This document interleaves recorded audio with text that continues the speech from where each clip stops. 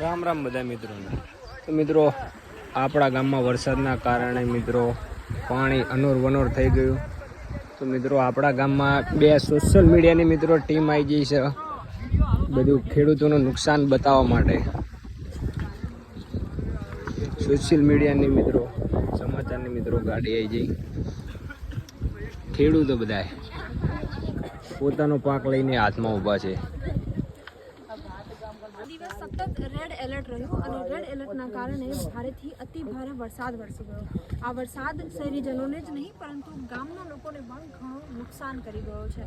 અત્યારે હું સાણંદ તાલુકા પાસે આવેલું જે માનકોર ગામ છે ત્યાં ઉપસ્થિત છું. આપ દ્રશ્યો જુઓ, આ ખેતરમાં ડાંગરનો પાક લેવાયો હતો. પાક લીધાના માત્ર 1 મહિના બાદ જે વરસાદ વરસ્યો એમાં પરિસ્થિતિ એટલી બધી વણસી ગઈ કે જે ખેડૂતો છે એવો હવે પાયમાલી તરફ. ઘણા બધા ખેડૂતો છે જે જગ્યાની અંદર બહુ મોટું પાણી ભરાઈ ગયું છે અને પાણીના લીધે દરેક ગામના માણકોલના બધા જે ખેડૂતો છે તેમને કર્મી કસોટીની પરીક્ષા કરવાનો અત્યારે સમય છે. અને મારી સરકારને નમ્ર વિનંતી છે કે આ જે પાણીનો નિકાલ છે તેના ઉપર થોડું એક્શન લઈ અને ખેડૂતોને દર વર્ષે આવું નુકસાન ના જાય તે માટેના પ્રયત્નો કરે.